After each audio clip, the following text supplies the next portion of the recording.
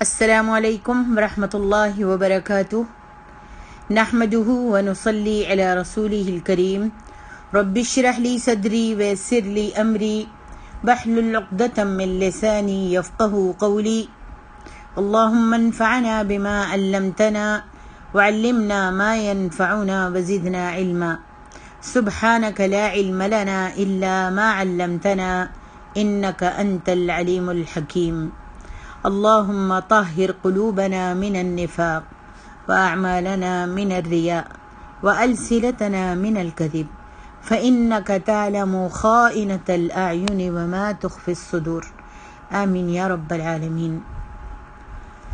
تفسیر سورۃ فاطر 1 سے 12 تک بیان کرنے کی کوشش کروں گی۔ یہ سورۃ فاطر مکی ہے، اس کے 5 رکوع ہیں۔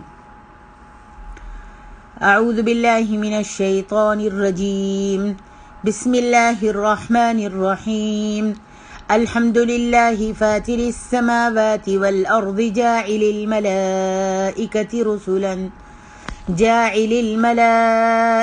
رسلا اولی اجنحة مثنى وثلاث ورباع یزید فی الخلق ما یشاء ان اللہ علی کل شیء قدیر۔ سب تعریفیں اس اللہ کے لیے ہیں جو آسمانوں اور زمین کو پیدا کرنے والا اور فرشتوں کو پیغام رساں بنانے والا ہے، جس کے 2 3 اور 4 بازو ہیں، جن کے 2 3 اور 4 بازو ہیں۔ وہ اپنی مخلوق کی ساخت میں جیسے چاہے اضافہ کر دیتا ہے، کیونکہ وہ ہر چیز پر قادر ہے۔ اس آیت میں جو اللہ نے فرمایا فاطر السماواتی، فطر کا مفہوم پیدا کرنے کے معنوں میں قرآن مجید میں 6 مترادف الفاظ آئے ہیں۔ پیدا کرنے کے معنوں میں قرآن مجید میں 6 مترادف الفاظ آئے ہیں، اور ہر لفظ کے مفہوم میں کچھ نہ کچھ فرق ہوتا ہے۔ فطر کا معنی کسی چیز کو پیدا کرنا، پھر اس کو تراش خراش کر کے اسے خوبصورت شکل دینا ہے، کیونکہ اللہ تعالیٰ نے آسمانوں یا زمین یعنی کائنات کو صرف پیدا ہی نہیں کیا، بلکہ اسے تراش خراش کر بہترین شکل و صورت پر بنایا ہے۔ آگے فرمایا جاعل الملائکۃ رسلا، فرشتوں کے ذمے کئی قسم کے کام ہیں، جن میں سے ایک کام پیغام رسانی بھی ہے، یعنی پیغام پہنچانا۔ پیغام پہنچانے کی ایک قسم تو معروف ہے کہ جبریل علیہ السلام فرشتہ اللہ کا پیغام لے کر نبی کے دل پر نازل ہوتا ہے۔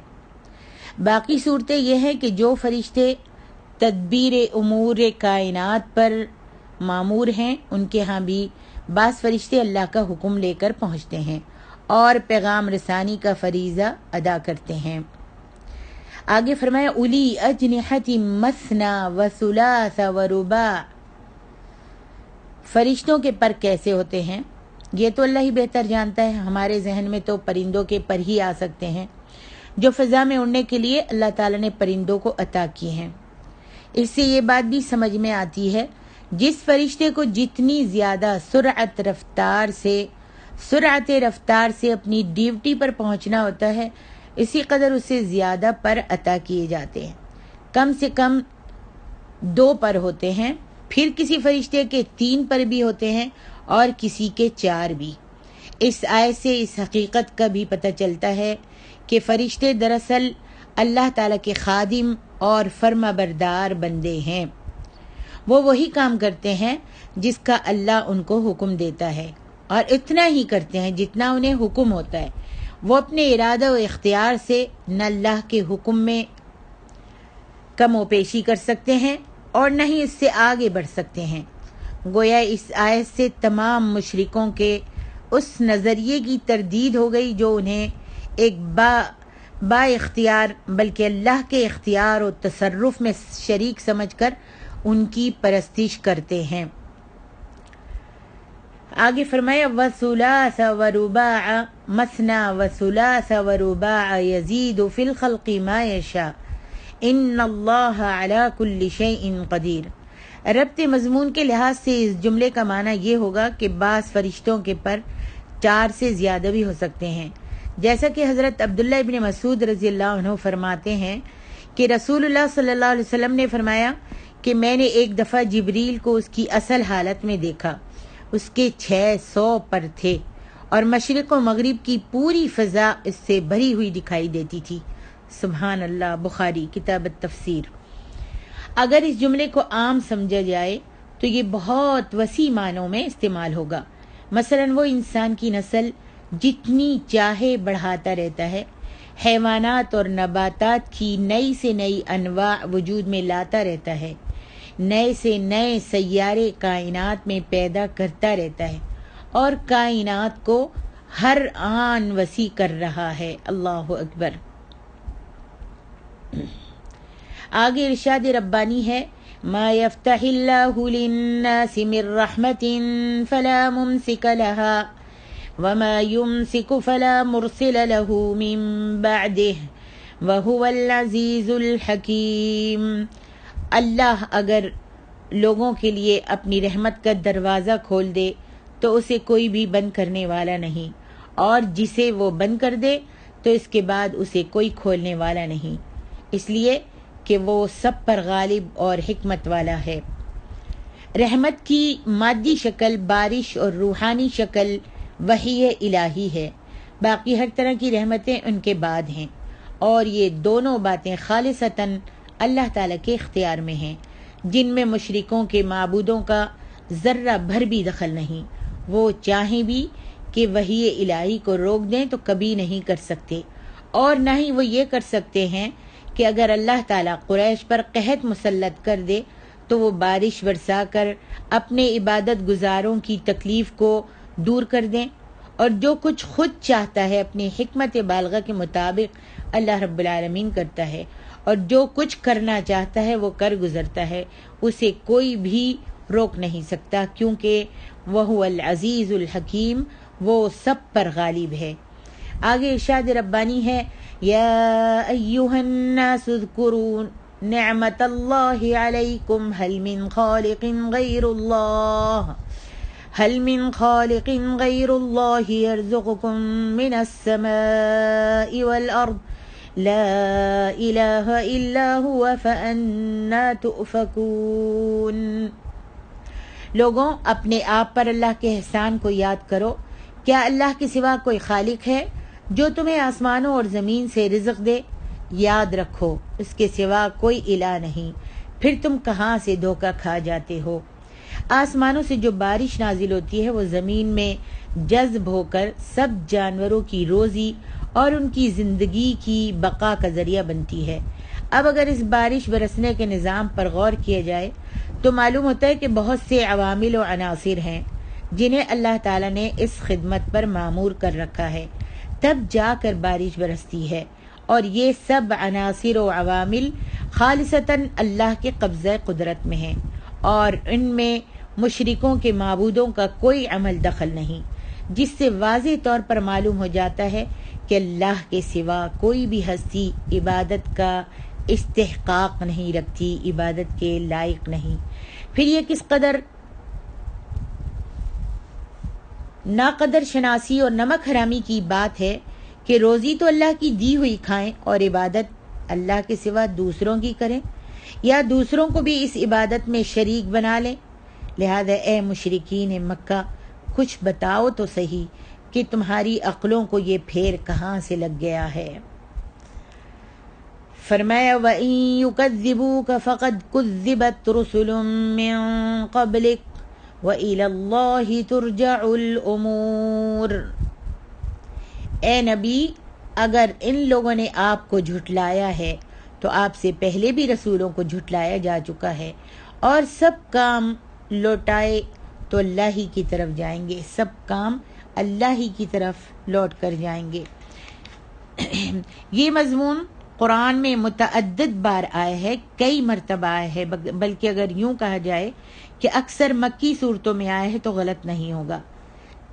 13 سالہ مکی دور میں کفار مکہ ڈٹ کر آپ کی مخالفت کرتے رہے، اور اس سلسلے میں انہوں نے اوچھے سے اوچھے ہتھ کنڈے بھی استعمال کیے، ایذائیں بھی پہنچائیں، تکذیب بھی کرتے رہے، تمسخر بھی اڑاتے رہے، جبکہ مسلمانوں کو صرف یہ حکم تھا کہ یہ سب باتیں صبر و تحمل کے ساتھ برداشت کرتے جائیں۔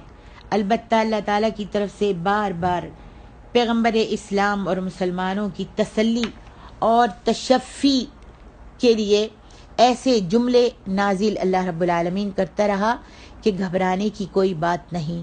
حق و باطل کی کشمکش میں پہلے بھی رسولوں سے ایسے ہی سلوک ہوتا رہا ہے، اور کسی بھی بات کا فیصلہ اور انجام ان لوگوں کے ہاتھ میں نہیں ہے، بلکہ سب کاموں کا انجام اور فیصلہ اللہ رب العالمین کے ہاتھ میں ہے۔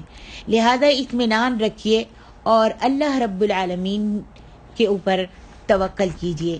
آگے فرمایا، یا ایھا الناس ان وعد اللہ حق فلا تغرنکم الحیاۃ الدنیا ولا یغرنکم باللہ الغرور ان الشیطان لکم عدو فاتخذوه عدوا انما يدعو حزبه ليكونوا من اصحاب السعیر۔ فرمائے اے لوگو، اللہ تعالیٰ کا وعدہ سچا ہے، لہذا تمہیں دنیا کی زندگی دھوکے میں نہ ڈال دے، اور نہ ہی اللہ کے بارے میں وہ دھوکہ باز شیطان تمہیں دھوکہ دینے پائے۔ یقیناً شیطان تمہارا دشمن ہے، لہذا اسے دشمن ہی سمجھو۔ وہ تو اپنے پیروکاروں کو صرف اس لیے بلاتا ہے کہ وہ دوزخی بن جائیں۔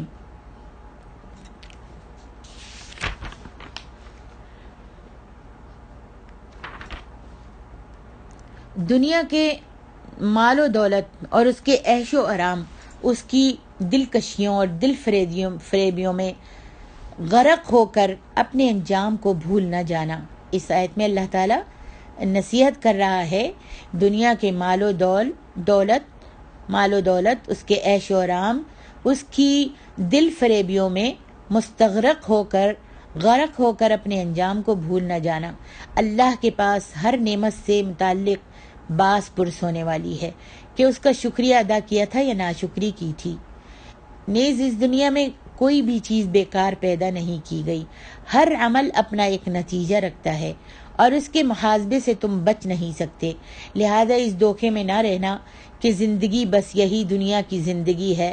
تمہارے تمام تر اعمال ریکارڈ ہو رہے ہیں، اور ان کے نتائج تمہیں دوسری زندگی میں بھگتنا ہوں گے۔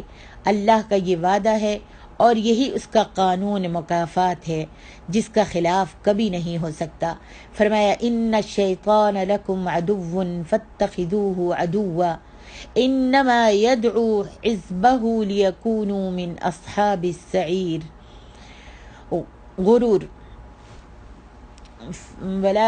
غرور فرمایا، ولا یغرنکم باللہ الغرور۔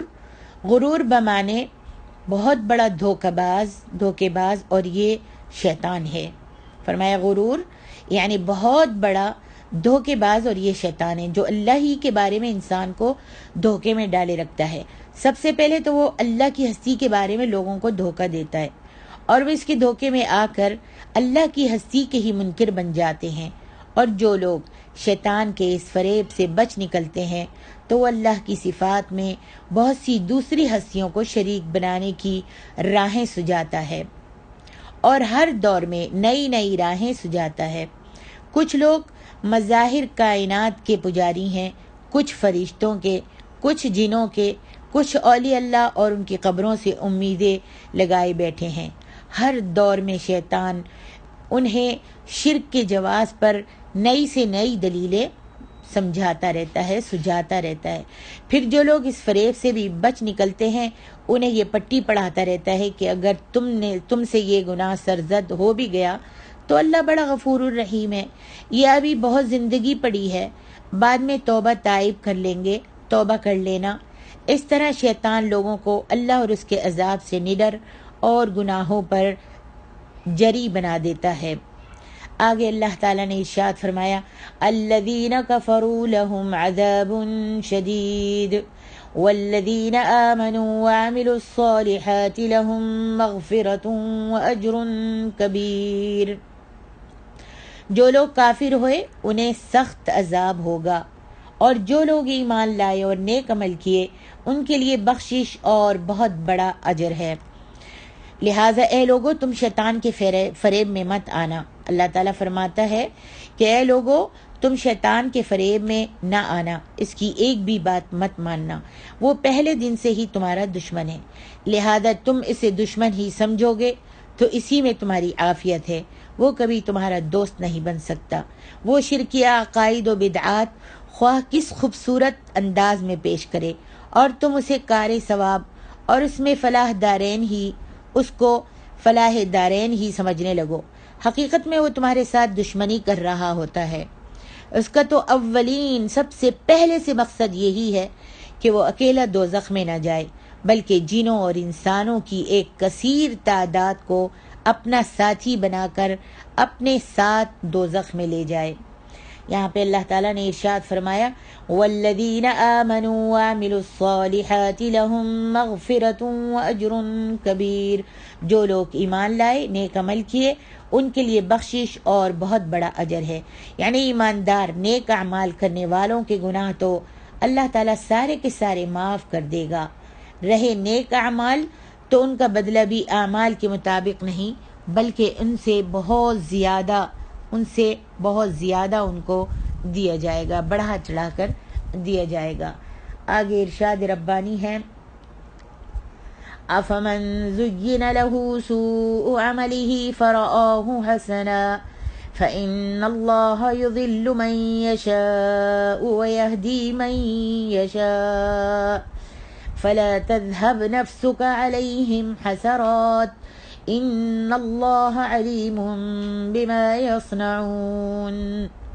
بھلا جس شخص کا برا عمل خوشنما بنا دیا جائے اور وہ اسے اچھا سمجھنے لگے، اس کی گمراہی کا کوئی ٹھکانہ ہے؟ اللہ تعالیٰ اسی طرح جسے چاہتا ہے گمراہ کرتا ہے اور جس کو چاہتا ہے ہدایت دیتا ہے، لہذا آپ ان پر افسوس کے مارے اپنے آپ کو ہلاک مت کیجیے، ہلکان مت کیجیے۔ جو کچھ وہ کر رہے ہیں اللہ تعالیٰ یقیناً انہیں خوب جاننے والا ہے۔ اس آیت میں ایک جملہ محذوف ہے جسے قاری کے فہم و بصیرت پر چھوڑ دیا گیا ہے، اور یہ فصاحت و بلاغت کی دلیل ہوتی ہے، اور قرآن میں ایسے محذوفات بکثرت پائے جاتے ہیں۔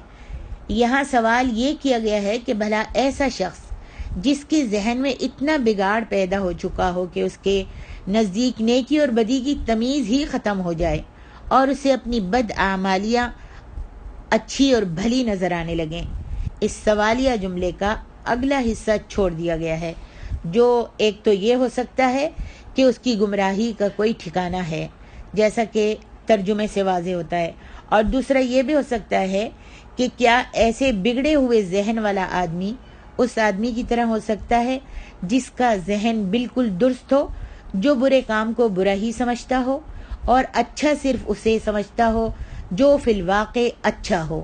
اور اس کا واضح جواب یہ ہے کہ یہ دونوں برابر نہیں ہو سکتے۔ مقصد یہ ہے کہ جس شخص کا ذہن اس قدر بگڑ چکا ہو کہ اس میں بدی کو بدی سمجھنے کی اہلیت ہی باقی نہ رہ گئی ہو، ایسے شخص کو اللہ کبھی ہدایت کی راہ نہیں دکھاتا۔ اللہ تو صرف اس کو ہدایت کی راہ دکھاتا ہے جو کم از کم بدی کو بدی سمجھتا تو ہو۔ اور ان مشرکین مکہ کی حالت یہ ہو چکی ہے کہ وہ مسلمانوں پر جس قدر بھی ظلم ڈھائیں، وہ اپنے اس ظلم و تشدد کو خوبی اور اچھا کام ہی سمجھتے ہیں، پھر انہیں ہدایت کیسے مل سکتی ہے؟ لہذا ایسے ذہنی بگاڑ میں مبتلا مریضوں کی ہدایت کی فکر میں اپنے آپ کو ہلکان مت کیجیے۔ نبی علیہ الصلوۃ والسلام کو اللہ تعالیٰ فرما رہا ہے فَلَا تَذْهَبْ نَفْسُكَ عَلَيْهِمْ حَسَرَاتٍ۔ ایسے ذہنی بگاڑ میں مبتلا مریضوں کی ہدایت کی فکر میں اپنے آپ کو ہلاک مت کیجیے۔ ایسے لوگوں پر افسوس کرنے کی چندہ آپ کو ضرورت نہیں، جو کچھ وہ کر رہے ہیں اللہ اس کو خوب جانتا ہے۔ ان اللہ علیم بما یصنعون۔ جو بھی کچھ وہ کر رہے ہیں اللہ اسے خوب جانتا ہے، وہ خود ان سے نمٹ لے گا اور مسلمانوں کے لیے ان ظالموں کے ظلم سے نجات کی راہ خود پیدا کر دے گا۔ اللہ اکبر۔ آگے ارشاد ربانی ہے، واللہ الذی ارسل الرياح فتثیر سحابا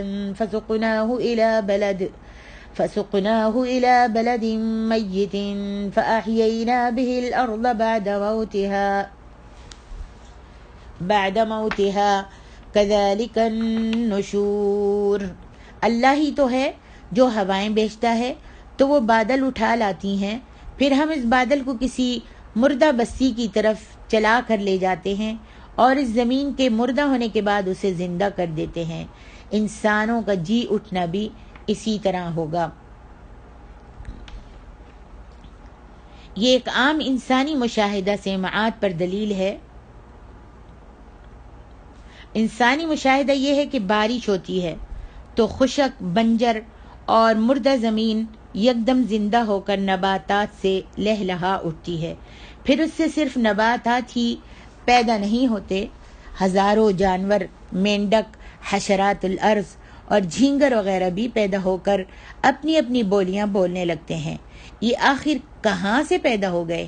بالکل یہی کیفیت انسانوں کے زمین سے جی اٹھنے کی بھی ہوگی، اور روایات میں آیا ہے کہ جب اللہ تعالیٰ کو منظور ہوگا کہ تمام انسان زندہ ہو کر اپنی اپنی قبروں سے اگ آئیں یا اٹھ کھڑے ہوں تو عرش کے نیچے سے ایک خاص قسم کی بارش ہوگی جس سے سب انسان زندہ ہو کر زمین سے اس طرح نکل آئیں گے جس طرح برسات سے کھیتی اور حشرات الارض نکل آتے ہیں۔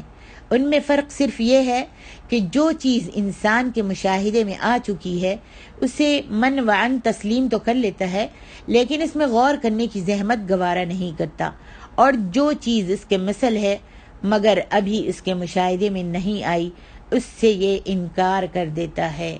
فرمایا من کان یرید العزت فللہ العزت جمیعا الیہ یصعد الکلم الطیب والعمل الصالح یرفعہ والذین یمکرون السیئات لهم عذاب شدید ومکر اولئک هو یبور۔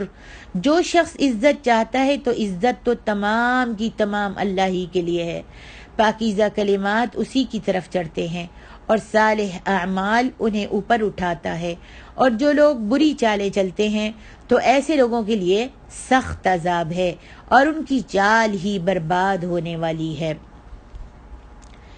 مشرکین مکہ کی حرم کعبہ کی وجہ سے عرب بھر میں عزت کی جاتی تھی۔ وہ یہ سمجھتے تھے کہ اگر وہ اسلام لے آئے تو یہ سارا بنا بنایا کھیل بگڑ جائے گا۔ انہیں یہ سمجھایا جا رہا ہے کہ یہ عزت بھی تمہیں کعبے کے متولی اور پاسبان ہونے کی وجہ سے حاصل ہے، اور کعبے کو حرم بنانے والا تو اللہ تعالیٰ ہے۔ تم اور تمہارے معبودوں میں یہ طاقت نہیں تھی کہ تم مکے کو حرم بنا سکتے۔